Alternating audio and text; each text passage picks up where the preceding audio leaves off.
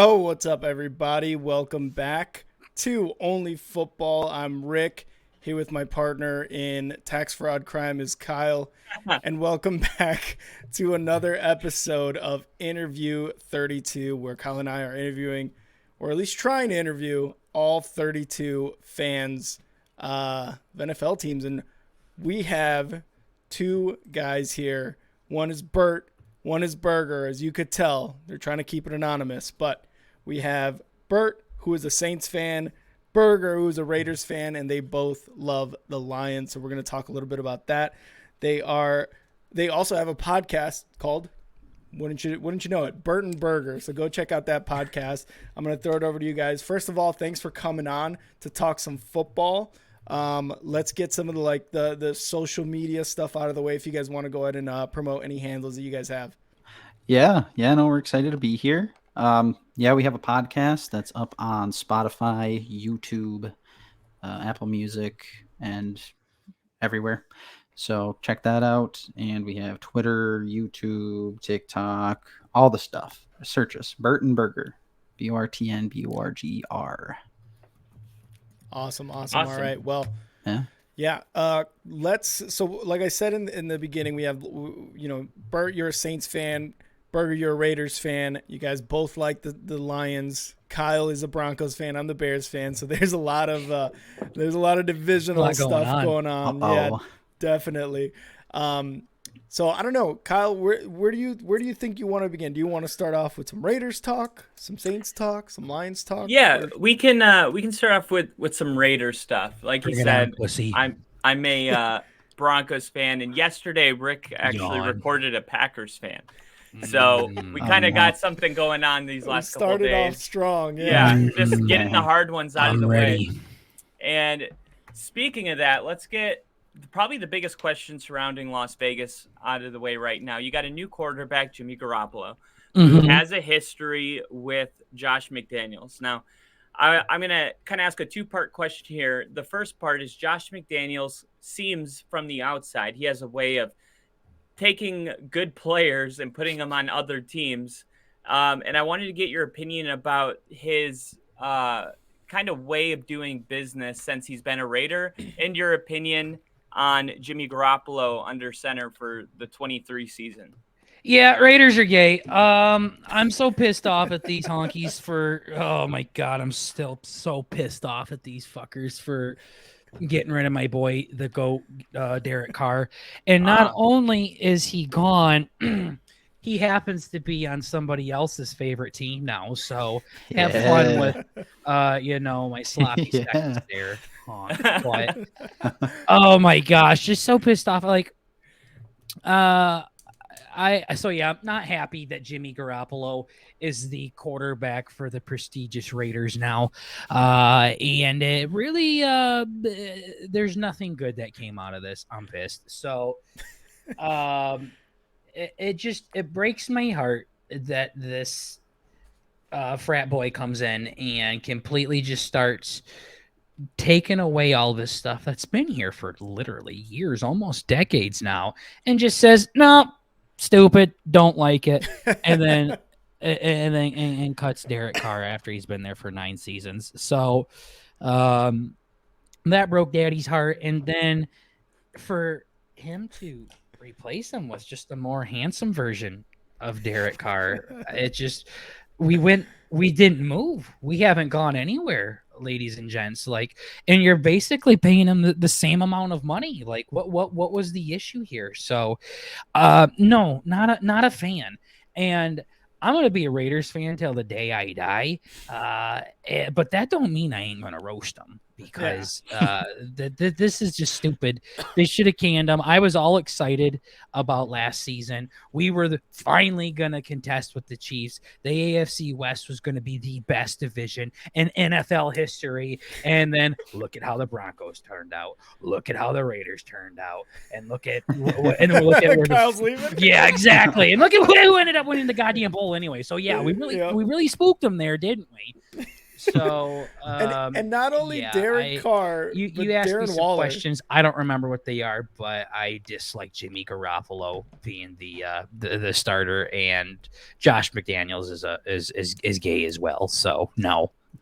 What about the Darren Waller trade now too? Because Yeah, you okay. must So hate then that. this honky wants to go in and he says, you know what? Waller's our guy. I have so much respect for him. And then we get rid of him for the 100th overall pick in the draft. The 100th overall pick in the draft. Are you serious? You're telling me that there's 99 players in the draft that you think are better than Darren Waller? And then you're like, all right, now I'm going to put him there. No, not a fan of that either. So get rid of Tay too. I mean, we don't fucking want him. We're just kind of ruining his career too. And whatever good players we got, get out of here. Let's start fresh. I mean, in McDaniels we trust. that is the Josh McDaniels that we knew the Raiders were getting from being real close to him in Denver. Mm-hmm. But I thought when you mentioned about Derek Carr, and I thought Derek Carr during the Gruden era, when the whole franchise just had so much going wrong, Derek Carr got that team to the playoffs, and he was like the only thing that he was the rock of that organization. And for Josh McDaniels to kind of just come in the first year, he's just done with him. I just think that is like, I agree. It's just a really bad look on Josh McDaniels. So I don't know how, you had your owners say last year, Josh McDaniels' job is safer than anybody. But at what point is that not going to be true anymore? Because we know your owner will just stick with a shitty head coach for a long time and double down on bad decisions. Are you worried about them kind of sticking with Josh McDaniels for the next 10 years? Absolutely.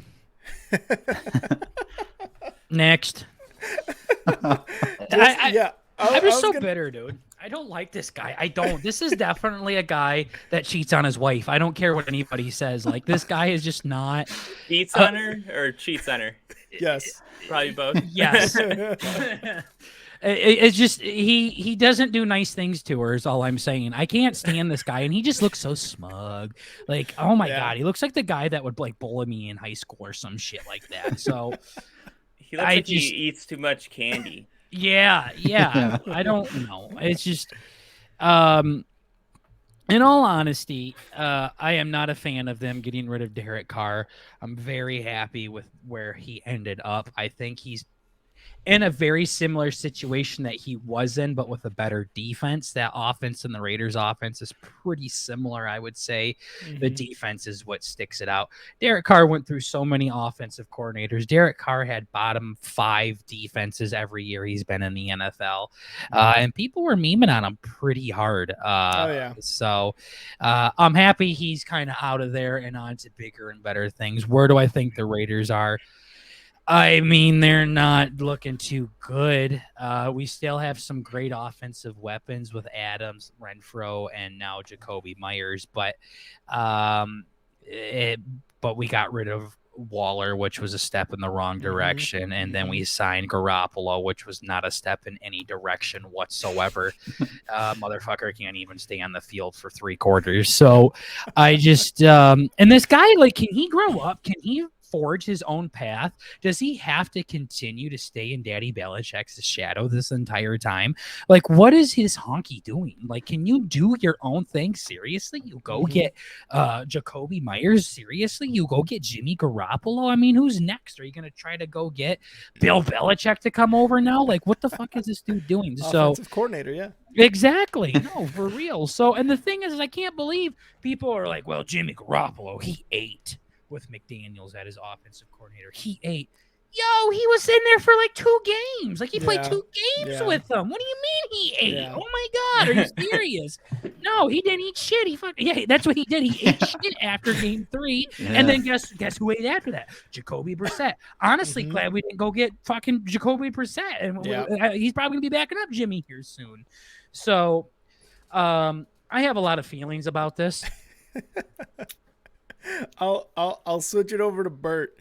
Please. You have Derek Carr on the Saints. Lucky How was that? Like, how was when you got that news? Because Kyle and I think it was probably like week 16, and that was, I forget when Derek Carr was like, yeah, I'm not joining, I'm off the team now, right? Like he stepped away. At one point, Kyle and I were talking like during our week predictions that we're like, Kyle said it, Derek Carr's probably gonna end up on the Saints, and this was like well before like people were talking about it, and Wow. how does it feel to finally, I guess, have a quarterback?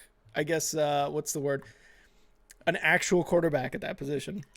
I mean, Burger's been preaching the Carr name for so long. I mean, I'm sold.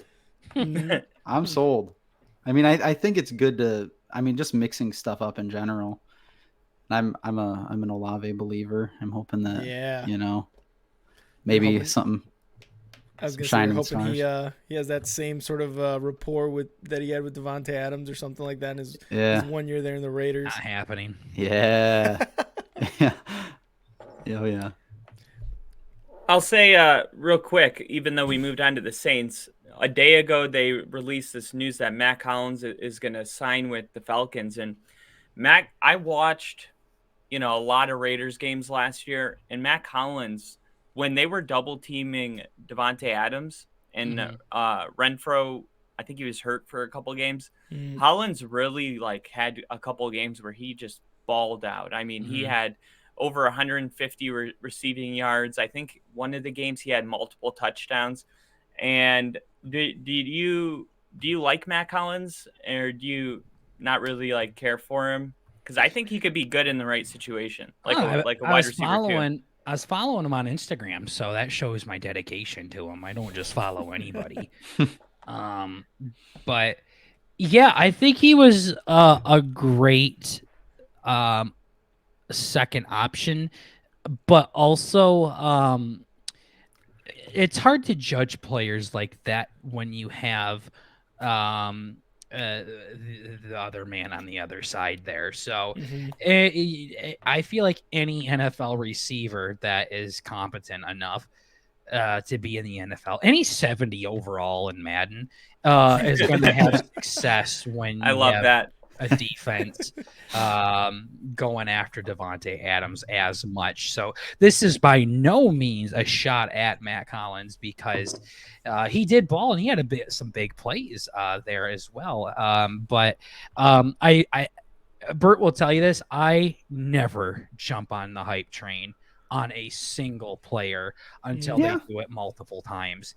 So, after Mahomes' first MVP year, I'm like, prove it. We got to see how you do, man. And then he very well proved it. So now I'm on the hype with him. But it's the same thing with Cooper Kupp. People were talking about how Cooper Kupp's the greatest of all time and he's the best wide receiver ever. And I'm like, prove it.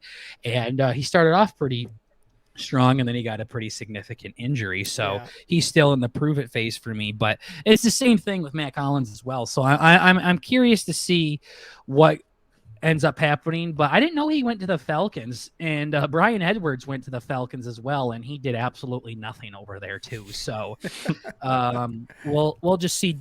Derek Carr is very good at making other wide receivers money. Don't know if you guys picked up on that, but he went and got Zay Jones, a monster contract over in Jacksonville. And there was another guy. Oh, it was Nelson Aguilar over in New England that went and got a monster contract after that. So he makes Amari Cooper. Yeah, he makes people look great. Yeah. Amari Cooper is actually a pretty good receiver, but it's just Zay Jones and Nelson Aguilar are not in the same boat as Devontae Adams. So he's good at making people money. And, he might have done the same thing for Matt Collins here as well, where I don't know if he probably didn't make a monster contract, I'm guessing, but he did get him on notice and made him a little bit easier to grab. Yeah, that's a sign of a great quarterback, is that the receivers are going and getting mega contracts other places. We had Eric Decker, who got $100 million from the Jets when Manning was there. And me and Rick talk about this all the time. We're like, Manning with Indy, you had Marvin Harrison, Reggie Wayne, Dallas Clark. And it's at what point is it not that the receivers are so good around the quarterback, the quarterback makes the receivers really good? So when you say all these, Nelson Aguilar's get a lot of money, the Zay Jones, that's like, to me, the sign that you have a tier 1 quarterback. Mm-hmm. Preach it, brother. Yeah, it's louder.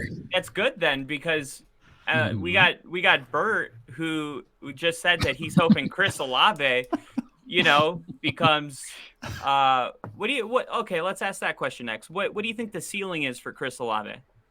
I'm not sure. I'm not really sure. I mean, I like to dream big.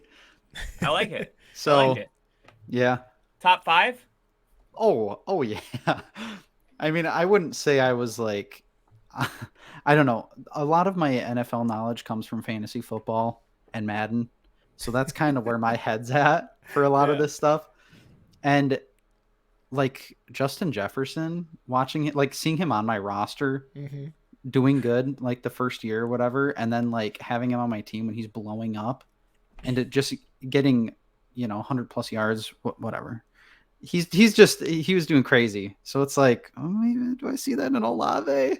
I don't know. Yeah, well, he set the rookie record for New Orleans last season for was it reception yards? I think receiving yards. Yeah, receiving yards. And who was throwing to him? I mean, what week? Jameis Winston, There's a couple. Taysom Hill. Yeah, the tight end Taysom Hill. So I mean, there's a real chance that Derek Carr being there is going to boost Chris Olave to a top 3, and that's actually probably like a sleeper, top. If you're picking in the first round, when it comes back down, grabbing Chris Olave, he could get you 20 points a week next. Since we're talking fantasy, probably. Yeah, yeah. I was gonna say Bert's gonna definitely have him on his fantasy team next year. Yeah. I'm gonna try. No, he ain't. Trust me. I will latch onto players like that, and like I had one good season with like, oh gosh, what's his name, Cordero Patterson, and all the last 2 years, I draft him super early and I get screwed. But I'm gonna shoot for Olave. Yeah. Yeah, that's what happens when you draft a 47-year-old running back. Yeah. But I got Frank Gore. He's so fast though. Yeah. Let's talk a little bit about draft for the Raiders. You guys have the 7th pick, I believe, in the draft. And I think if I'm not mistaken, it is the 7th pick. What are you expecting? What are you expecting with the 7th pick? There, do you expect to trade back, or are they definitely staying at 7? Probably swapping with New England is my guess. No, giving whatever he can away to make Bill happy. I don't know. Oh my gosh, I don't know. I really want both the Lions and the Raiders to grab a quarterback. They're Jimmy Garoppolo and Jared Goff are just so similar, and even Derek Carr, I would say. I think you definitely have your low, middle, and high end guy there between the 3 of them. But Jared Goff, he balled out last year towards the end, but Jared Goff has been real stinky lately. So, or not lately, but before then he was. Before last season, yeah. Yeah, exactly. I was gonna say week 1 he put up like 45 points or something. Yeah. So, Lions were something else last year. But for the Raiders, man, I mean, our defense is so disgusting that we need help everywhere. I mean, we got Max Crosby. And that's it. Yeah, that's it. That's it. I mean, we had some stellar guys like Perryman and Nate Hobbs and things like that. Some other players that I really liked, but Chandler Jones, and then they just didn't do anything. I was so excited about Jonathan Abram, and he didn't do anything. And then we were all ballsy and got Clennon Farrell, and he didn't do anything either. And then we went super high on that Arnett guy, Damon Arnett, and then he ended up waving a fucking piece at somebody. So it's just like we really, Mike Mayock and Josh Gruden just did not hit on the drafts at all. I mean, they got Josh Jacobs, and that's about it. But a broken clock is right 2 times a day. So, so where do we draft? I don't know if there's like a superstar defensive player that we would have to get at 7, and if there's not, just get someone to sit behind Garoppolo. Just get someone to sit behind them, and then if you want to attack all of the other pieces that we need help on, like don't get an offensive line. I fucking hate it when people draft offensive lines so wide. Until you need one. Until you need an offensive line, then you're like. Then I'm like, I don't care. Like when the Lions got Penei Sewell, when we could have had Micah Parson or the other guy, the wide receiver the Eagles drafted. I'm blanking on his name. Devonta Smith. We could have had either of them. Instead, we got this cool ass right tackle. I don't care if Penei Sewell goes down as objectively the best right tackle in NFL history. It is still more exciting when you go get Micah Parsons or a wide receiver or something like that. Don't care. Don't like it.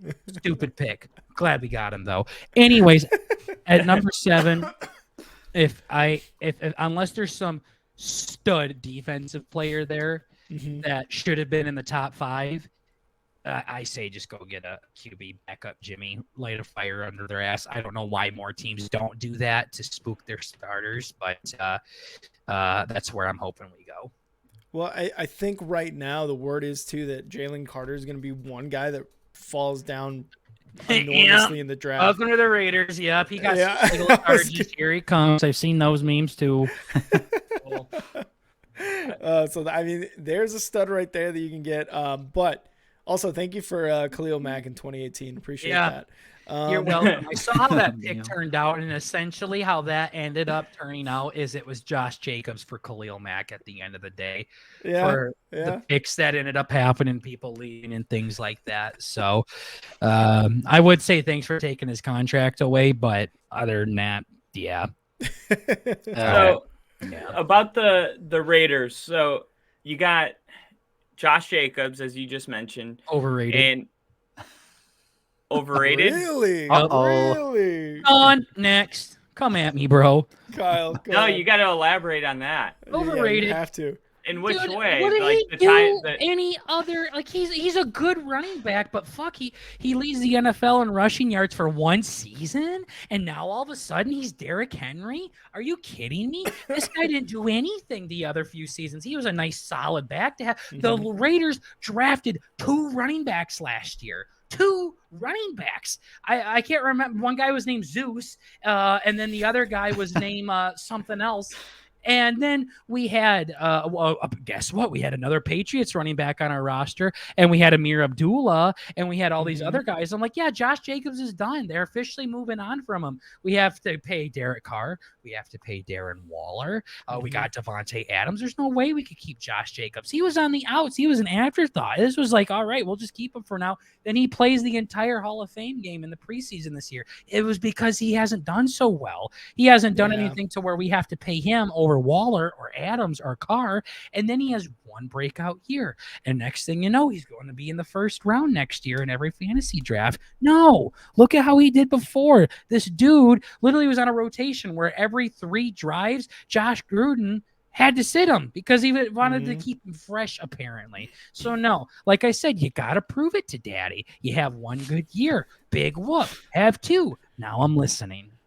Well, you said he was like subpar, and then this year you had 1 good year, and then you said where you mentioned Derrick Henry, and I will remind you, Derrick Henry 2016 had 490 yards, 2017 had 744, 2018 he just cracked 1,000. He had 1,029. Welcome to and it really wasn't until 2019 that he became anything, which is about the exact amount of time that we're at right now with Josh Jacobs. Sure. Running backs tend to have breakout seasons in their 3rd year. And I don't know what that reason is, but Sanders didn't. Barry Sanders is an anomaly. No, he is an NFL anomaly. What Burt likes to do is he likes to take the outlier and make it the norm. So that's use the 1% and apply it to the 99. My cousin does like no other. It surprised me now. I think personally, Josh Jacobs can at least when he plays the Broncos, he has career games every time. No. He runs for around 200 yards and gets like 3 touchdowns. But Yeah, what I saw, I think it was a Seahawks game. They went into overtime, Yep. and then he broke another one. He was like over 200 yards rushing, Mm-hmm. and I think he had like 50 fantasy points in that game. Yeah, it was crazy. And that I just felt like that was his Derrick Henry stiff arm moment when Derrick Henry ran that 99-yard run against Jacksonville Thursday night and stiff armed him. It was like his whole career never looked back. It's just he was Derrick Henry from now on, and I just thought after that game, I was like, yeah, Josh Jacobs has arrived. This is Josh Jacobs. Is he what is he, like 27? 25. 25? Oh, yeah. I mean, I still think, all that being said, he's definitely still got some years left. I mean, and we kind of look at, we've talked about it too, Kyle and I, like we look at someone like, who was it? Melvin Gordon, right? Who was good for like 2 years and then was afterthought Bumbling afterwards. Yeah. But do you think, I mean, is Jacobs more, is he trending more towards Derrick Henry, or is he trending more towards that extreme? Yeah. And I think the big thing is, I said he's overrated. I didn't say he's bad or he's worthless or we should cut him or anything like that. It's overrated is the big thing. People are high on this guy after one good season. Now, that doesn't mean that he can't be good and he can still prove that he is something, but he is definitely, to me at this moment in time, not one of the premier backs in the league off of one single good season. So I think he very well could turn into something, but people in the NFL, especially their Instagram, just really want to dive hard into one person after they do something good. And I'm like, give them a second to let you down. I am a Lions fan and a Raiders fan. Give them a moment. They will disappoint you. So that's kind of more where I was going with it. Obviously, I really like Josh Jacobs. He has a really good feel-good story. And I hope it turns out for him. But very overrated at the moment. He's not the best back in the league as of now. He could have a Derrick Henry run. Like Kyle was saying. And I fucking hope he does. I hope he keeps driving the Broncos into the ground, but I don't know. Where do you guys think he's going to go? Is he going to go more Melvin Gordon, where he started out hot and kind of went down, or? Well, Melvin Gordon, he played in Wisconsin, and a lot of times these Big Ten running backs are really good because they have these big farmer boy offensive linemen in front of them that are just insane. Josh Jacobs, he went to Alabama just like Derrick Henry. And Derrick Henry has talked about how Alabama is the closest thing to pro football that you can pretty much get. Rick mentioned that, I think, like in 2 weeks ago. Yeah. So, I mean, I think he's going to continue to – I'm not saying he's going to, like, keep climbing, but I think one of the things I would look at, it was 2019 he came into the league. He averaged 4.8 yards a carry and had over 1,000 yards. And then this last year, he got robbed. He should have been rookie of the year that year. I'm still pissed Kyler got it. So so it's not like, he came into the league and just like wasn't good. And then he had 4.9 yards a carry this season. So you compare this season, which is clearly his best year. He only had 0.01 yards less. He had over 1,000 yards his first and second year. His third year, it looks like he took a big step back, I guess. 872 yards, 4 yards a carry. But there's not a real, there's nothing on this stat sheet that you look at. You're just like, what happened to Josh Jacobs? You know what I mean? Like, he was always there. He's not quite what he was this year, but he was always, in my opinion, a good running back and a weapon. But now, after this year, I could see him becoming a top 3, because I'm also expecting Derrick Henry to, he's getting older. He's going to digress. No, don't say that. No. I think they're going to have to, because look, the Tennessee, they've just put all of their eggs in Derrick Henry's basket, and just after year after year after year, all they do is just give him the ball. And even though the stats show that he has, more yards per carry late into the fourth, like he heats up during the game, he doesn't get tired. But really, it's just the defense is getting worn down. But, let's not overthink it. Like, over the years, getting the tread on your tires, it's going to eventually catch up to him, and he's not going to be, Derrick Henry. And then there's the question, who's going to, like, what happened to Jonathan Taylor this season? Like he had such a good rookie year, and then all of a sudden it's like the Colts, the one good thing they had, they didn't even utilize it correctly. So you got to remember also that running backs can be a victim of bad situations. Do I think Jonathan Taylor is a washed up running back? No, I think he's still a top 3 running back in the right situation. Derrick Henry, as bad as Josh McDaniels is, what is Josh McDaniels? what is his identity? Like, what are the Raiders? Like, if you take that 7th round pick and draft a running back out of Texas, and you're like, we're going to pound the football, we're not going to be cute about it, we're going to run 70% of it. Like, okay, now there's a real identity. And it's possible that Josh McDaniels coming in, that's the identity he wants. I'm going to run the football. Man, why do you think they bring in Jimmy Garoppolo? Jimmy Garoppolo is not going to, throw for 5,000 yards. Yeah. He's going to just be there to throw a lot like Kyle Shanahan in San Francisco. That's where I'm leaning. And because of all that stuff, I think Josh Jacobs is going to be a top 5 running back next season. You said Derrick Henry's getting old. Bert's like, no, that's my number one pick every single fantasy draft. He's been my keeper for like 3 years. It should be until he proves, you otherwise. But last season wasn't, he had, wasn't he out? I don't remember. I never remember with this dude. Yeah. He was out for a couple of games. Yeah, it was just not like the regular dominating year. Yeah. And then Josh Jacobs was like, I'm next. Potentially. Yeah. What do you think, Rick? You think I understand though, like you gotta take 1 year for what it's worth. Like, okay, he was the best in the league for 1 year. Derrick Henry's been doing that for 5 years. So no, he's not the new crown. It's still Derrick Henry's to give. But there's nothing wrong with being aware. You know what I mean? Like, okay, so is this it's on the peripheral? Yeah. And I think just like as a Bears fan, I've been pretty lucky to have pretty solid, consistent running backs. Yeah, thanks for them, by the way. Yeah. Oh, we're definitely gonna get into that. Cool. We've had them since the dawn of time, pretty much, right? Like we've had running backs and linebackers aplenty, like the Hall of Famers and whatnot. True.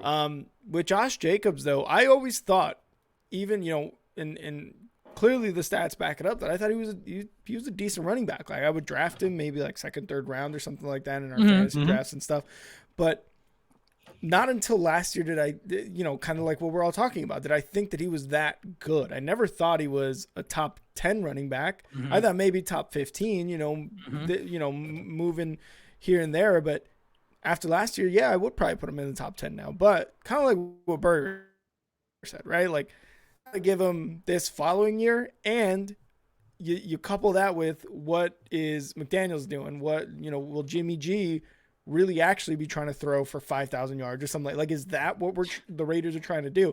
It all depends on what happens. And I mean, we know what Josh McDaniels does to teams. He gets rid of their best players, and that's what he's been doing with the Raiders apparently. So I don't know, maybe Josh Jacobs is going to be on a new team next year too. So there's a lot of things to kind of look at, but I right now would say Josh Jacobs is the top 10 running back. And how much longer do you guys have him under control for? Is he playing on an option? We just, didn't we? I think we just franchise tagged him. Yeah, okay, that's what I thought. Yeah. Top five. Top five. Oh, yeah, you got him top 5. I got him at 5. Yeah. Right now. You're selling me. You're don't be proud of yourself. I love that. It doesn't take much. I think I'm definitely with where Rick was with it. Like, and this is coming from a Raiders fan. I thought he was good. I thought he was a great running back to have. I was happy to have him on my team. But he was nothing outstanding by any means. He wasn't that big of a difference maker. He was definitely nice to have. But he was not. He's just a great option to have. But that doesn't mean he's like the best in the league. I think he definitely could head in that direction. And like I said, I hope the motherfucker does. But you got to give me a little bit more than one good year. We've seen this time and time again, specifically with Raider players. So, well, I think the one like common ground when comparing it is you see Tennessee went through a lot of turmoil. I mean, with the sending away AJ Brown, the GM gets fired, and you saw the results. It affected Derrick Henry. The Raiders, in my opinion, were kind of similar to Tennessee. It was like high expectations, underperformed, almost the same record, I'm pretty sure. And, you know, so you take that and kind of use that to evaluate. So how did he perform with the team just sucking around him? You know what I mean? Like, they didn't do anything good, but that's kind of, if the Raiders were really firing like on all cylinders and he had a year like this, I would say, okay, this must be his ceiling. But for him to perform the way he did, and also, I mean, he had the same amount of touchdowns this season as he did in 2020 with 12 touchdowns. Yeah, Jacobs. Oh, wow. So, yeah, the only area statistically that he broke out is in the yardage. And that was just a couple games. Let's be real. There was a couple games where he went off. So it's hard to say, like, okay, is he actually new, or did he just have 2 good games and he's pretty much the same guy? And I understand, like, you know, being reserved about that. But when I look at how few things there were, even on defense, that affects the offense so much, because if the defense is, you know, atrocious or really good, that kind of affects how long the offense is on the field and how worn out they're going to be. And if you have a really bad offense, it's like the defense, you know what I mean? Vice versa. The defense is always on the field and getting worn out, and then they're giving up plays at the end of the game. So I think with how bad the Raiders kind of were all around last year, besides Devontae Adams and Derek Carr were like the only 2 good things, I think you got to look at this and say this was a floor, not a ceiling for Josh Jacobs.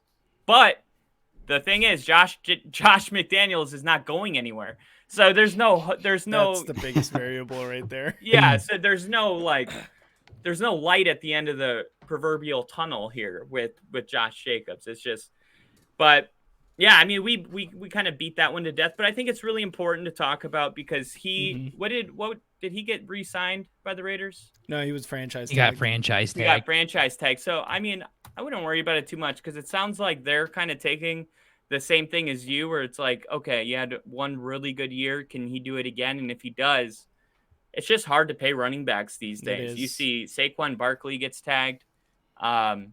You know, when you do see running backs get paid, it normally doesn't work out. You see Zeke's available. Nobody's picked him up. CMC, you know, hurt all the time. You know, it's easier to just draft a new young running back. So Right.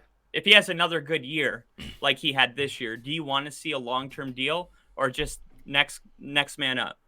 Oh yeah, I definitely would want to keep him, even if he didn't have a big year. If we could get him with a reasonable contract, like a reasonable contract, I would love him to be a Raider. I mean, that's just how us Raiders are. Like, once a Raider, always a Raider kind of thing. So, if he doesn't have that big of a year again, I would be okay with him staying around. But I think a couple of good points is also, this was the first year Devontae was there too, so that's definitely going to open up a lot of running room for Jacobs too. So, and that is why I don't get so excited about people having one good year, because there have been so many players that had a breakout year, and then the offseason comes and the defensive coordinators start doing their magic. They start doing their research, and they start coming up with schemes month after month after month to try to stop this guy. Now a new season comes up, and all of a sudden Lamar Jackson doesn't have such a dominating year as he did as an MVP year. He's still a great quarterback, but he is nowhere near where he was. Once you give these NFL defensive coordinators times to figure out people, and you still do good after all of that, now we're starting to talk about greatness here with that. That's why Patrick Mahomes is one of the greatest quarterbacks of all time, is because year after year after year, they have tried to figure him out, and they have stopped him in some occasions, and he's overcome them in others. So I think this is why that second year is so important to watch these breakout players, because all the teams in the AFC West are going to try to stop Josh Jacobs, the NFL leading rusher this year. So if they try to stop him and he still has a breakout year, I think that's a great running back right there. But if he stops and gets gobbled up and becomes irrelevant, well, that's why I don't get too excited about it.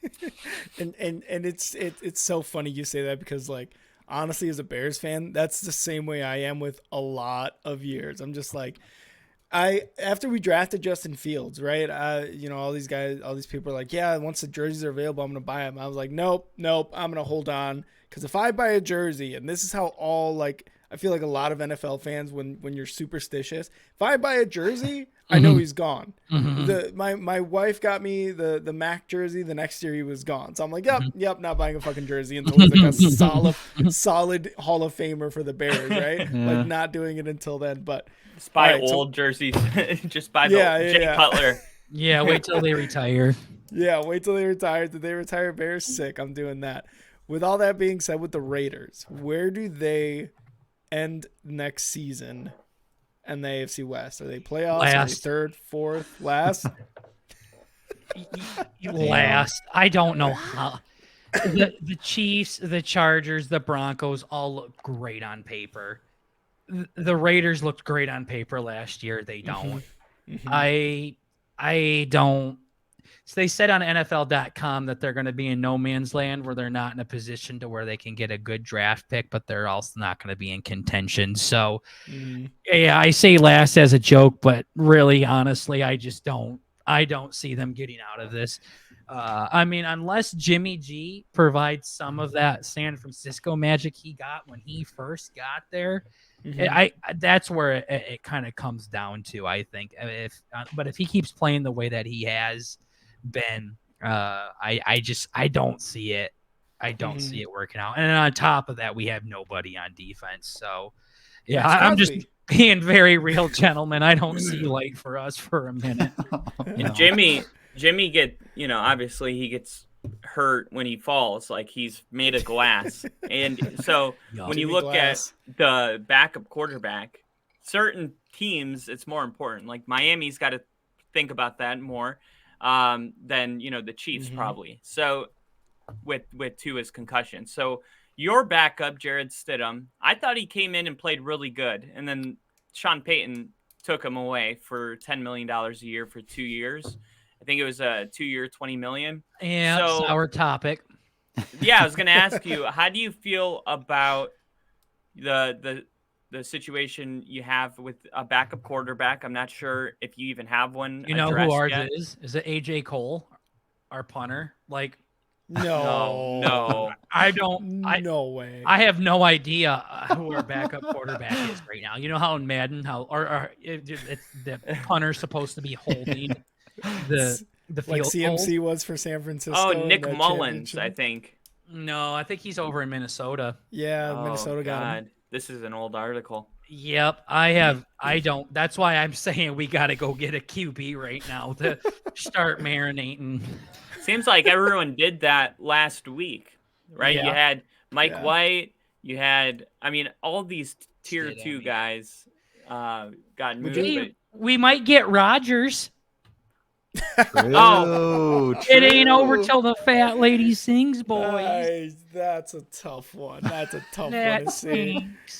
That stinks. Wasn't he like rumored last year to go to the Raiders? Like, wasn't that like a really hot rumor? He's been rumored to go to the Raiders. You guys know about the whole like Kelvin Johnson, Brett Favre, and Aaron Rodgers thing from years ago. Did you guys hear about that? No. So apparently, it was the year Calvin Johnson got drafted, which was like 2007, I think, 2008, something like that. And it was the year the Raiders had the number 1 overall pick. So apparently, rumor has it, from multiple sources, by the way, it's not some random Twitter article. I've seen this story multiple times. Brett Favre, when he was still in the Packers, was really shooting for Randy Moss. He really wanted Randy Moss to come to Green Bay. And this is when Randy Moss was in New England? Raiders. It was a Raiders uniform. Yeah, he wasn't in New England just yet. So, and he was doing dog dick over there. He was terrible, like most legends do here. So he says, hey, we really got to get Randy Moss. And he wasn't a big fan of his backup, Aaron Rodgers. So basically the trade was going to be Aaron Rodgers for Randy Moss. This is when Randy Moss was on the downhill, and Aaron Rodgers was a nobody yet. Wow. And apparently the trade got really close. But here's the crazy thing is if the Raiders did get Aaron Rodgers, then they wouldn't have needed to draft a quarterback. So then Mr. Megatron goes to the Raiders with the first overall pick. And now you have Aaron Rodgers throwing fucking Hail Marys to Calvin Johnson over in Oakland. But instead, we said no and got Jamarcus Russell. So. Oh God, Raiders fashion was that all happening during the offseason? Oh no, it was rumors. I don't think it was like one of those like Adam Schefter's like breaking news. The Raiders and Packers are in discussion about this. I think it was just behind the scenes stuff. Well, because I'm thinking if Rodgers did go to the Raiders, then they probably wouldn't have had the first overall pick because they would have won football games. Yeah, I'm pretty sure it was the off season because that's where they were talking about how they would have went after Kelvin instead. Oh, okay. Yeah. That would have been but then it's like the butterfly effect because the Raiders, like you said, they have a way of just destroying people's careers. So it's like would Aaron Rodgers have been Aaron Rodgers in Las Vegas? He sat under Brett Favre for like 4 years too before he even started. So what happens there? Who's the head coach at that time? Jamarcus Russell? No, Aaron the head Rodgers, coach. If he sits under Favre for 4 years. Yeah. Oh man, I don't know who the head coach of them was at the time, but obviously he wasn't a good one because he drafted Jamarcus Russell. So, but when you start hearing stories like that, I always take them with a grain of salt because you can hear some wild conspiracy theories in the NFL. But that one I have heard multiple times like that. Like Brett Favre was really pushing for Randy Moss, and the Raiders needed a quarterback, and so it's interesting. Kiffin. Breaks Daddy's heart. Hugh Jackson. Maybe? Yeah. No, it was Hugh Jackson. Wow. 2011 was Hugh Jackson. When was the Jamarcus Russell? I feel like that was like around 2011. No, I think that was about 2007 or 2008. Lane Kiffin then, yeah. Okay, cool. That checks. Yeah, that makes sense. He's gone on to worse and worse things since then. Sure. All right. Let's move on. Let's move on a little bit of the Lions now. You mentioned it earlier. Thanks for the running backs. You guys got David Montgomery. Jamal Williams is out of there. He went in time with the Saints. Guess where he went? Yeah. Did this motherfucker go make his own team now? Yo, Bert's just collecting fucking sloppy seconds over here. Yeah. I'm excited. One man's trash is another one's come up. Yeah. That's right. Exactly. The thing that surprised me about the Jamal Williams exit was he was saying that the offer given to him by the Lions was like disrespectful. I don't know if that deal or whatever the offer was has surfaced in reports or anything, but I would not have expected the Lions to have been someone to do that to Jamal Williams, especially after what he led the league in touchdowns. I mean, a lot of them were bad. Yeah. Overrated again. I mean, it was a lot of short yardage too. Let's be real. Yeah, right? yawn. Cool. You break the GOAT's record by Pokemon guy, big Pokemon lover. His interviews. Did you see that one where, like Sunday Night Football, when they have to introduce themselves, he was like Jamal Williams, undercover hidden digit village of the land or something like that. Like it was like, cringe.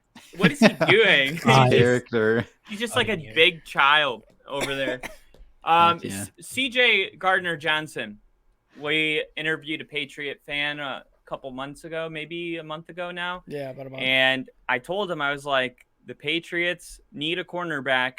They need a guy to really be their, number one. And CJ Gardner-Johnson was the guy that came up for me. He had kind of a prove it deal last year, and he did with Philly. And it's the Lions that swoop in and take him. How are you feeling about CJ Gardner-Johnson and the defense in general right now? Yeah, I mean, I think the thing with the Lions is like Bert and I love a good underdog story, as we told you guys off air. Mhm. Like that, there's a reason why we both went after the Lions. We have our own personal teams, but it's just like Detroit. Those fuckers keep fighting every goddamn year when they have Yeah. no reason to. Yep. So that kind of spirit is the L's they take over there are so much different than like the L's the Texans are taking right now, or when the Jags were bad or something like that. You know what I mean? Like Detroit's Mhm. got spirit, and that's a big reason why Bert and I go after those kind of teams there. And there's just something different with them underdogs. So Mhm. to see them finally start to see the success that I feel like they deserve, it feels great to do it. I just hope they don't go against the Raiders or Derek Carr in the Super Bowl. But the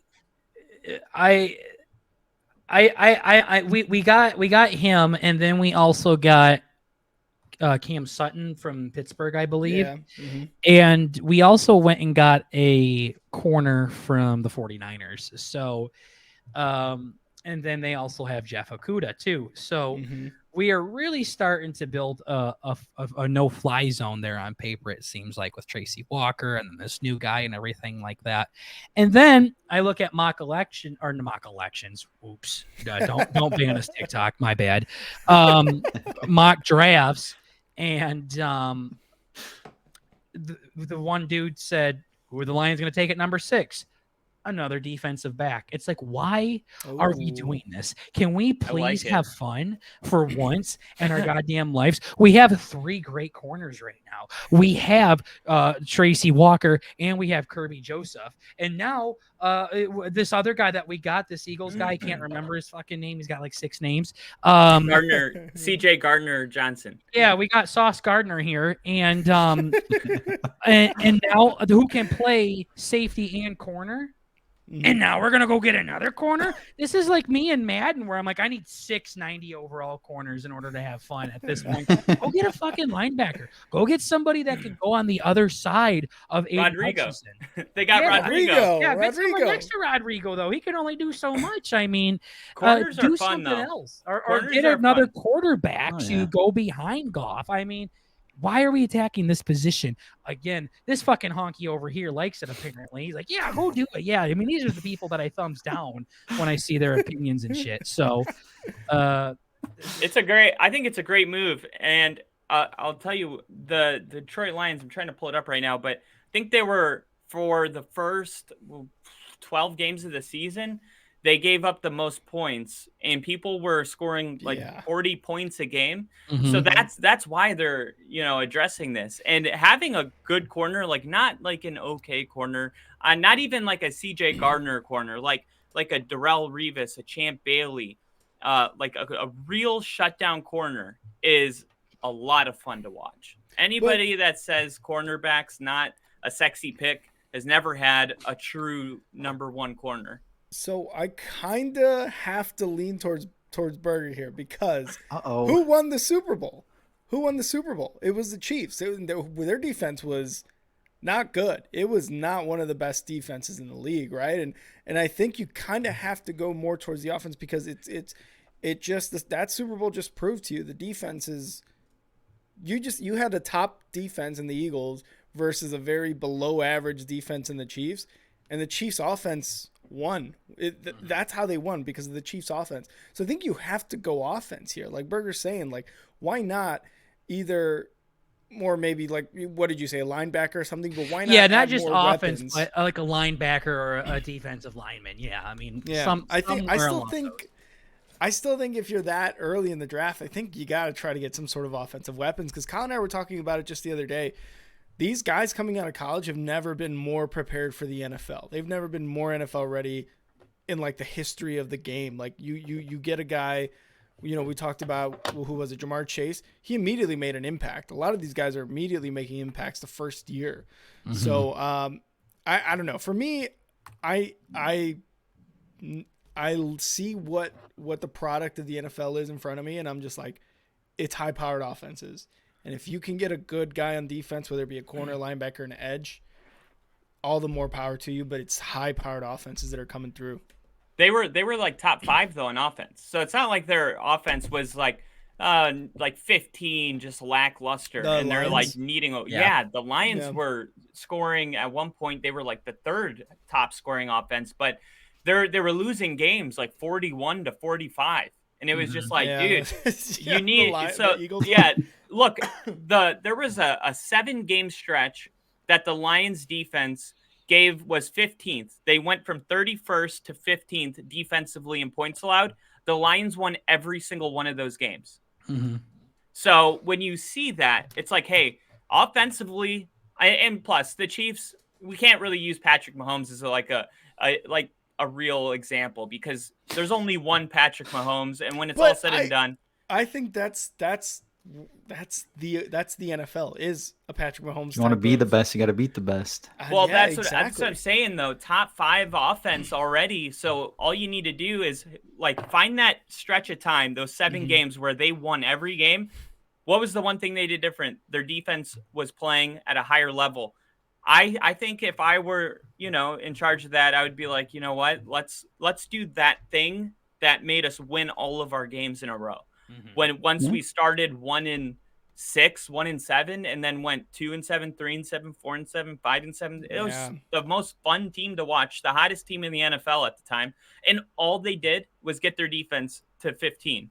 Not even like top 10. Like they just went up to middle of the average pack defense. And I see that, highlight that, circle that, stamp it, send it in.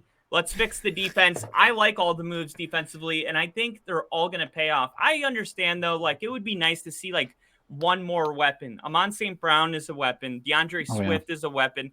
I didn't love the TJ Hawkinson move to Minnesota in division, but now he's Burger hated that. Yeah, that was a bad move. It's like, especially in division.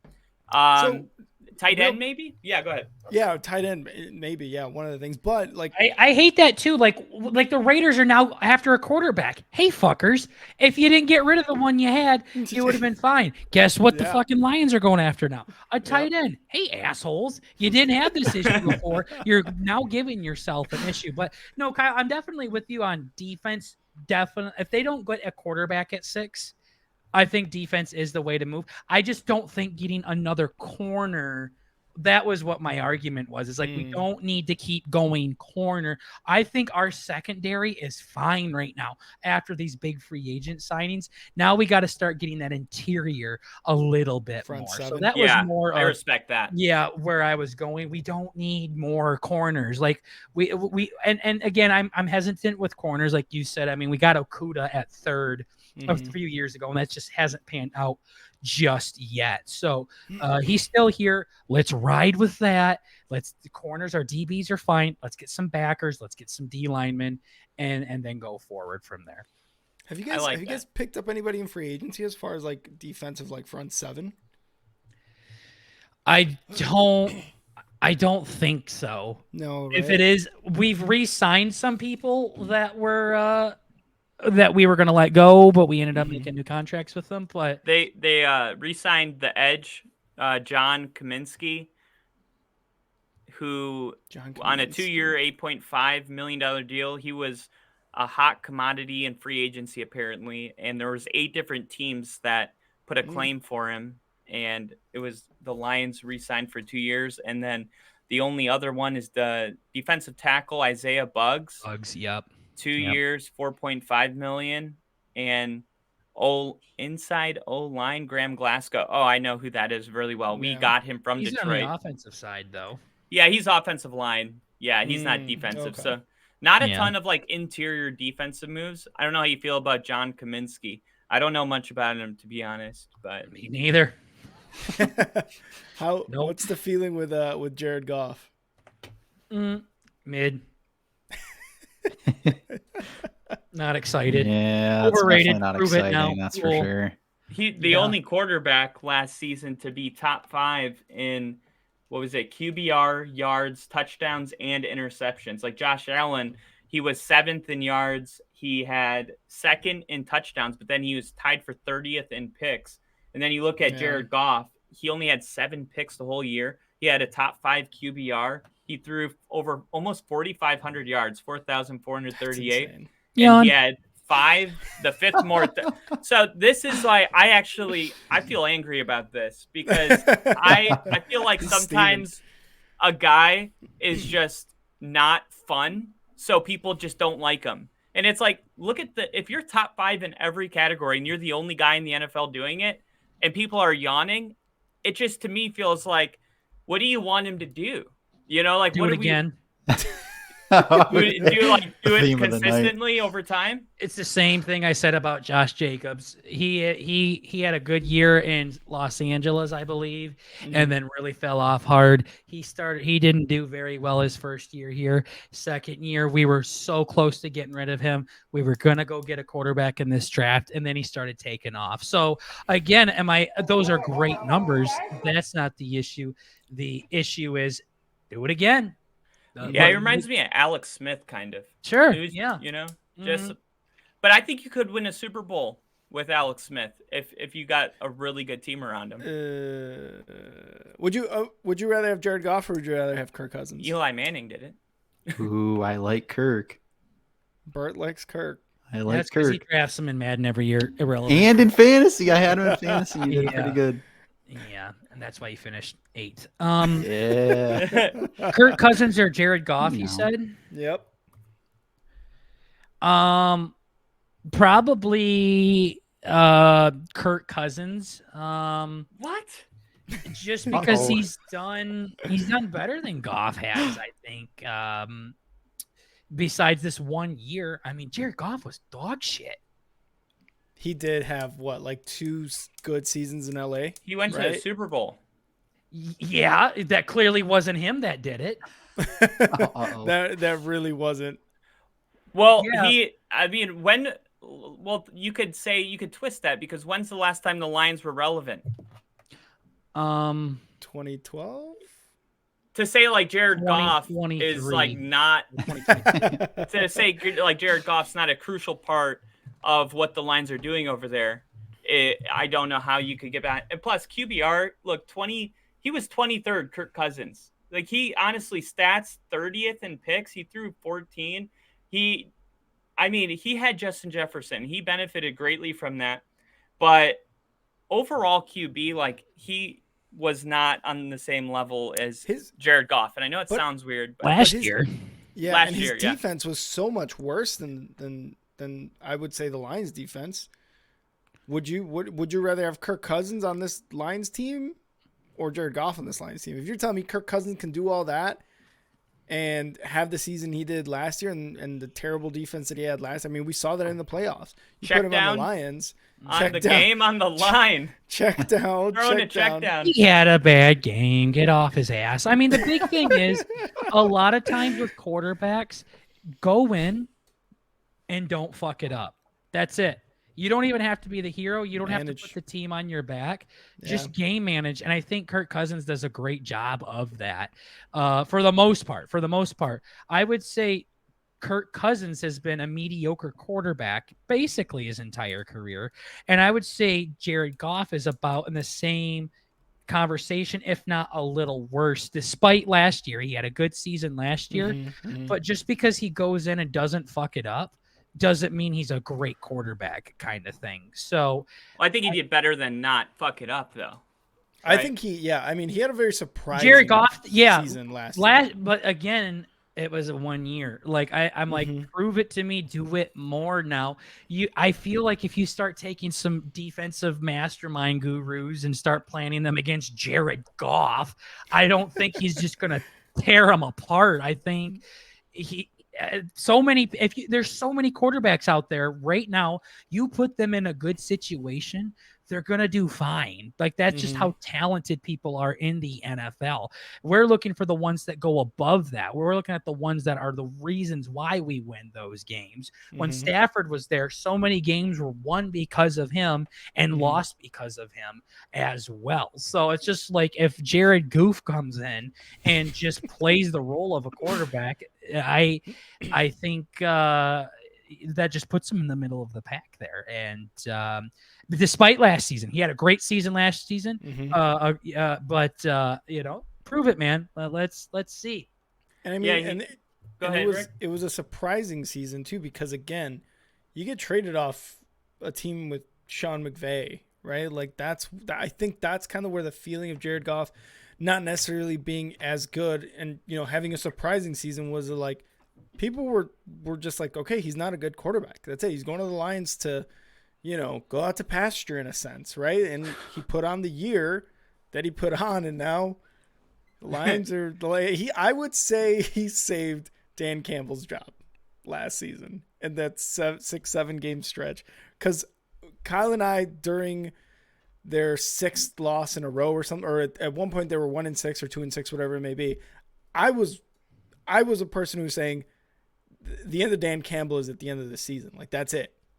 And then what happens?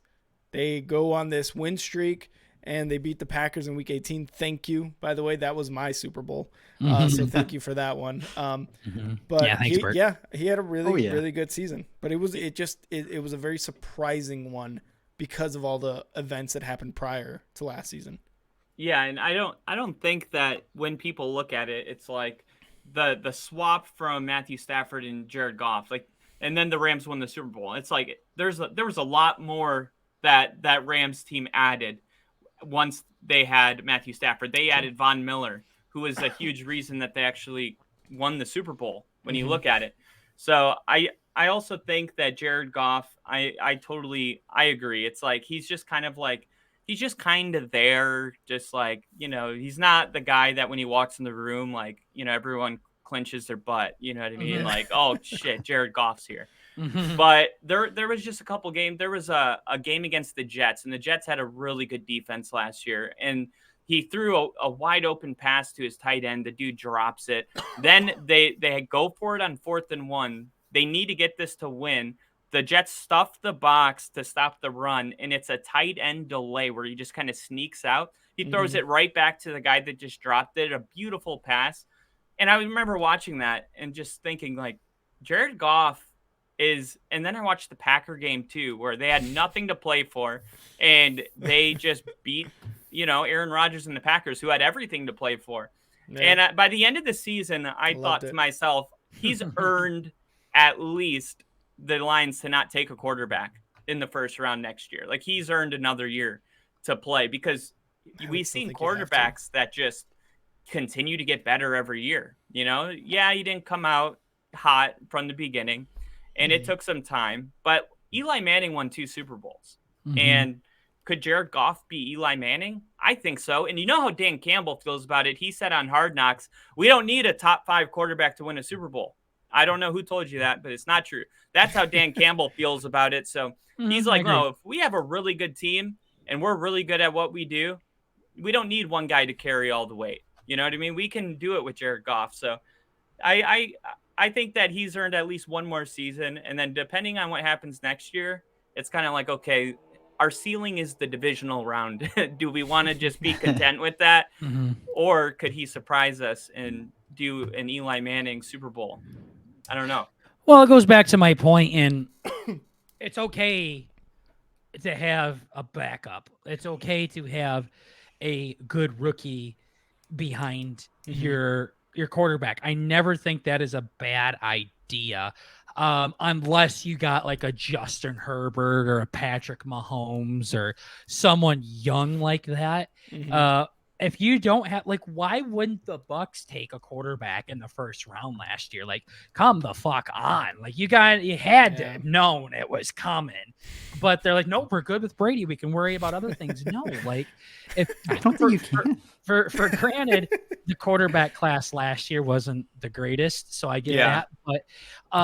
But it's just like this year, it's just like, just because we take Anthony Richardson at 6 or some other guys that I'm blanking on right now, Will Levis, Will Levis, or like if we just take them and just put them behind Goff, what that does is the Lions are very okay with drafting people high and not playing them. Look at Jameson Williams, and just letting them sit there. And Dan Campbell said in an interview, like, we know Goff ain't going to play for another 10 years. Like, we got to have some kind of plan going forward here. And why not do it? There's some great quarterbacks in this draft this year that we might as well snag and then just have him ride the bench until he becomes relevant. And then this lights a fire under your franchise guy's ass to where he has to play better, because if you start slacking, your backup's going to come in and take that job. I don't think it's the worst idea. I think the only problem that you might run into is that like Lamar Jackson, like you have to run that whole offense a particular way. And if the Lions were to take an Anthony Richardson, then you're it's like he's sitting behind Jared Goff. But if it were to be Anthony Richardson to play, the offense would probably look a lot different. So you need to probably, like Aaron Rodgers behind Brett Favre, it made a lot of sense. It was like, okay, they ended up being like the same type of gunslinger. But if you put Anthony Richardson behind Jared Goff, it almost feels like a yin and a yang thing. And we talked about that. The Lions are kind of gimmicky though as well, and I think they would love to continue that as well. But I definitely get what you're saying. If we were doing like a Lamar behind Jared Goff or something, that kind of makes sense. But Patrick Mahomes was behind Alex Smith, and those are very different quarterbacks. That's a good example. You definitely can turn, like the Chiefs are very, very gimmicky, right? They did the fucking gay ring around the rosy shit against the Raiders. So I could see Dan Campbell and company wanting to be like that as well. So, but it is a good point as well. You got to find a guy that would fit your offense. So that's why one of the other quarterbacks might be good to grab, but I think a lot of quarterbacks are going to go in the top 5 this year. So there might not be one worth taking at that point at 6. So then you go and give the Raiders the 6th overall pick so they can get Jalen Carter. So because that's what's going to fucking happen. But yeah. I'm excited though. I'm pumped for the draft. I'm very ready for it to go. Every year I watch the combine, and I've told Burt this as well. Burt, you still here? Oh yeah. So every year I always do this to where I just watch a guy at a combine, and I don't know this person. He's just gotta wow me for the way he goes after a drill or something like that. Like, and then that's the player I watch his entire career. I started this back in 2015. The very first player he started doing this with was Mr. Amari Cooper. And then randomly the Raiders took him in the first round. I was excited about that. I don't think I wrote anybody down for 16 and 17. But 2018, I had Mike Gesicki. And then 2019, I had Noah Fant. I'm a big tight end guy. I played tight end in college a little bit, so I fucking love tight ends. Mekhi Becton, tackle in 2020 for the Jets I watched. Owe is his name. He's a guy for the Ravens on defense. I can't say his first name. And I shit you not, 2022, I took Trayvon Walker before I knew he was even close to being the first overall pick. So scout. He's a scout. I'm a scout. It's just a guy I like to watch. And I'm like, you know what? I think he might good. I also chose Josh Rosen one year too. So I'm not perfect. But 2023. What a name. Yeah. 2023, I chose Darnell Washington, tight end from Georgia. This guy is like Mercedes Lewis from the Packers. And I just love big fucking 6'7" tight ends or whatever he is, and he's going out making one-handed catches and things like that. So that's who I'm excited for this draft. Do you guys have a particular, not just this, don't be gay like Burt and just go Google the first person that comes up. Oh yeah, I like Bryce Young. He's gonna really be something this year. Fucking idiot. Do you guys have someone that's like under the radar to where you're like, I really think this guy could be fun to watch? I don't know about under the radar, but there was a defensive end and edge from Northwestern, and I forget his name, but I was watching the combine when he was doing his drills and everything, and I was like, damn, that guy looks good. From Northwestern of all places, really, right? I was looking at him, and surprisingly, another Northwestern guy, and someone I think maybe the Bears are possibly going after is Skoronski, the offensive tackle from Northwestern. So 2 guys from Northwestern, and I know that's kind of like a homer pick, but like I was just looking at them and I was like, oh, those guys look pretty good. Like during the combine, I was like, man, they got good numbers. They look like they were kind of, I don't know, like they gave a shit about that they were at the combine. You know, I feel like the combine is, you know, for people who don't really watch the NFL, is just like, yeah, sure, the combine's happening, I guess. You know, and because it doesn't, because I feel like a lot of people put a lot of Rick, weight on the don't worry. combine. I have somebody here for you that can actually weigh in on this. Burt, what do you think of the NFL combine here? I think it's a great opportunity to see who's coming up. Yeah. There you go. That's all I know about I was it. gonna say, there you go, right? But that's exactly what you were saying. Yeah. Oh, Bert's my guy though. Bert's my guy. I just go to Burger for all my hot tips. Love it. Yeah. So you went Rosen with that hot pick a couple years ago. I told Burt to take Rosen in the first round or whatever. There's been players. My college that I root for is Florida State. I lived in Florida for 18 years, and there's been players that come out of that college that I've known 100% that they were just going to be nasty in the NFL, but they don't get ranked nearly as high as, you know, some of these other big colleges. Dalvin Cook, Cam Akers. I said it all last season. People are like, oh, Cam Akers. They tried to sell him, the Rams, after like week 2. And I'm like, they don't know how good Cam Akers is. And then he hasn't even broken out yet. People don't know. Where's Cam he at Akers, now? the Rams. LA. He's still there? Okay. Yeah, he had a good game, and they're like, oh shit, and they took him off the trading block.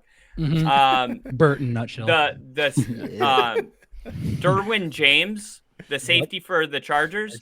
I couldn't believe he slipped that far, and I was pissed because obviously Chargers are in division, and I'm like, fuck. But this year it's Jerwayne Johnson. He's a linebacker out of Florida State. I just looked up to see what he was ranked, and this is a good example. He's the 34th best at the position, they're saying. Holy shit. Wow. He's a defensive end / edge rusher, and it's just no matter who Florida State played, like he was you just hear his name over and over and over. It's just he's a part of every play. Jermaine Johnson. Gotcha. Yeah. Definitely check. That tip. I'm going to just see if this guy knows what he's talking about as well. So. Yeah, he's 6'5", 262 pounds. And he's quick at, you know, if you need him to rush the passer, but he's also a really solid tackler. And he's not like crazy speed, like 4.5. But he's good at coverage too. He's just an all around just menace. So that is my guy this year, and he'll probably slip to the second round again, and hopefully the Chargers don't draft him. Burt, you still holding out hope for Rosen? Oh yeah. Where is he now? He's probably like a grocery store bagger. Yeah, he's gonna do the Kurt Warner story. He's like, ma'am, you don't know who I am? Yeah. I was Burger's top pick. I was almost the number 1 overall pick. Kyler Murray, I gave him my job. Yeah, heard of that guy? Yeah. That was such an uncomfortable situation. Oh yeah. But I mean, you kind of like I respect that move though in a sense because Minnesota Vikings. Yeah. Oh really? He's in the Vikings? Yeah, it was Nick Mullins' cool. Oh God. Yeah, I was gonna say, like, I feel kind of bad for Josh Rosen because he was put in such like an unfortunate situation there, but he has yet to really proven himself yet. So I think I just I missed the block there. So what year was he drafted in? I think it was 2019. I think. Okay, like 2018. 2018. Okay. Yeah. Okay. So I had Mike Gesicki that year, so I had to choose between Josh Rosen and Mike Gesicki, and I'm like, yeah. So I still chose the right one, I think. But it's just something fun that I like to do, and it's just really cool to watch people that you randomly see, and then you watch their career. And it was just super crazy that Amari Cooper randomly saw him run a 40. On Facebook. I'm like, yeah, that was cool. I like the way he ran that 40. I'm going to watch him now. And then it happened with Trayvon Walker. I had no idea he was going to be even close to the first rounder. I just saw him do a drill in the combine. Like, yep, that's my That's dude. the guy. Yeah, I was looking. Because Jalen Ramsey was another guy that there's always just one player. It seems like a year that Florida State. It's not like Alabama. Notre Dame actually brings in the most players since the first draft. Notre Dame's brought in the most players to the NFL, but Florida State always just has like one guy per year. I was trying to see Jalen Ramsey was a good. I mean, he was the guy that year, but I don't think he was picked. I think he was picked in the first round, but like in the middle of it. Oh no, he got picked. No, he got picked number 5. Okay, yeah, forget that. That So was that's just why he wears. I'm assuming that's why he wears number 5, right? Or is he number 6? I forget. Well, he wore number 5 in college, so I think it's just okay. like before he still that. does it though. I forget. Yeah, because that was like they changed the rules that different positions could wear different numbers. Yeah. Do you guys care about that at all? Does it I know matter? Burger does. About what part? He really cares. The Like players being able to wear pretty much like any number, single digits, stuff like that. I'm trying to figure out what this asshole is referring to. Yeah. No, I don't know. I feel like maybe it was just in Madden. Like, why does well, it was like, oh yeah, Derek Carr comes in as number 17 or something. Like that. See, these guys get it. Like that's weird. But if he was like number 3 instead, like I would be okay with it. Or Aaron Rodgers comes onto my franchise with number 1 as his jersey. Like it looks weird. So yeah, I'm a little weird with that. But as far like I think it's cool. Like Dalvin Cook rocks number 4 now or something like that. Like Micah Parsons is what? Yeah, I think it 5 or 6. 11. Like oh, 11. Yeah. I can't confirm this, but the running back for Leonard Fournette, I'm like 99% sure. I haven't read this anywhere that he's using his shoulder pads from college because they're like LSU colors. Mm-hmm. And I'm like, dude, I think he's still wearing his same shoulder pads. Like, it's like, bro, maybe time to change those out. Like, yeah, he's probably superstitious like you are, but like you are, Rick. But Facts. No, I think it's pretty cool. I like how the NFL opens up some new doors and things like that as well in it. And I didn't really like it at first. It looked weird seeing a corner like wear a single digit number and things like that for a bit, but it's whatever. I just, like I said, Tom Brady comes in and he's number 20 or something. I'm like, oh, don't look right. You're like, don't ever do that again. Yeah. Reggie Bush is my favorite college player of all time. Wow, that's a bold one, boy. Could you be any more basic? Well, I was a kid, and it was just, I mean, it was I fell in love with that whole team. Wilson, Garrett, was it Garrett? The wide receiver was like Garrett Wilson. He ended up. Yeah, no. That's the new one. This was 2007. This is an old Garrett Wilson. Jared Wilson. Oh, Jared. Jared. Oh. Yeah. But yeah, I guess it is pretty basic. But I was too young to even know that, basic was like a part of the equation. Burt would be best friends. All right, so let's wrap it up here. Let's do some division predictions. We already talked about the Raiders. Burger's got him coming in 4th. I know that Kyle's happy to hear that one. But Burt, I've said it myself. I think the Saints in a really weak NFC South are going to come out on top. Where do you have the Saints coming in that division?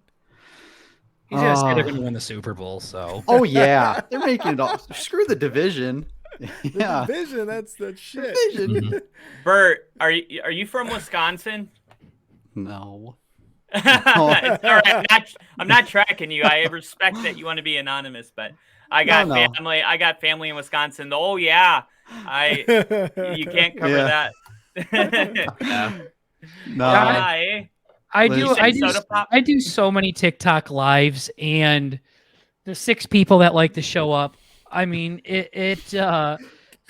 we have gotten so fucking many guesses on where that is from. It's like, y'all are from Texas, ain't you? And no, dude, it is No totally way. Northern California. Like, no, these guys are from Maine, and no, it's definitely Florida and shit like that. And It's then so good. who we sound like as well. I mean, Saul Goodman, Woody Harrelson, Saul all of Goodman. these fucking Saul just Goodman. random ass. Just it's like you guys have no correlation here. I just like Trailer Park Boys. What can I say? Hey, Trailer Park Boys, love Yeah. that one. we did have a guest one time. They came on our podcast and pretty much dropped the town we were from.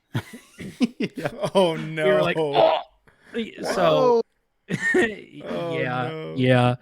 But okay, yeah. What's your prediction, Honky? Let's see how unique you can be here with this one. I mean, I don't know. I mean, if Michael Thomas comes back, that's another heater. You know, they got there's. I feel like If Alvin Kamara doesn't get a felony, that's another heater. Well, they got that'd be James good. Williams. Yeah. That's true. I don't know. I feel like there's a lot of ifs, a lot of ifs to the success, but I don't think so. you don't think so? No, Well, I think they're gonna win it by a long They shot. got Carr. Yeah. It's a big W. That's it. Done. That's it. Yeah. That's all you Full. need. That's all you need is a Oh, yeah. quarterback there. Mhm. True.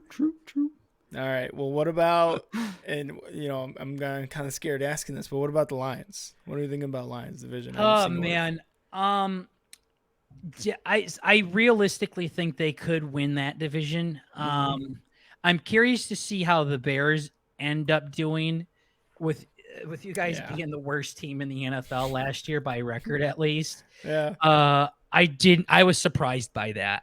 I didn't think you guys played to the point to where it was the shittiest team technically, but Record wise, it just happened. exactly. So I think it'll be interesting to see what they do based off these free agent signings. But I feel like the Bears have had big free agent signings before that really didn't amount to too much team success.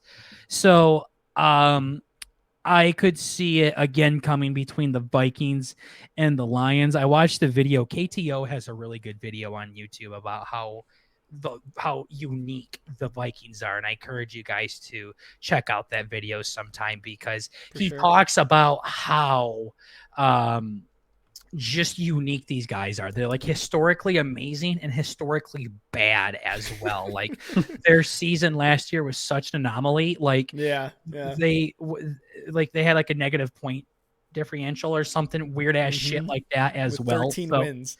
They magically won games about that. So he was talking about something about how like when they won by, or they barely won, but when they lost by a fuck ton. So it was pretty interesting to say the least. So, and I think the Packers are officially out of the equation now. I think them getting rid of Rodgers is going to be a huge step in the wrong direction. They really don't have anybody on that offense anymore, and their defense has a couple of studs, and that's about it. So I think realistically the Lions could take it, but again, prove it, motherfuckers. One good year don't mean you're gonna just be this great dynasty now all of a sudden. And let me tell you, Detroit Lions fans love to do that, just blow things out of proportion. They're not used to going to the Super Bowl.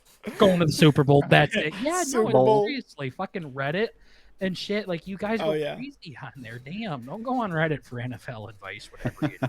Holy shit, they get mean. They get mean.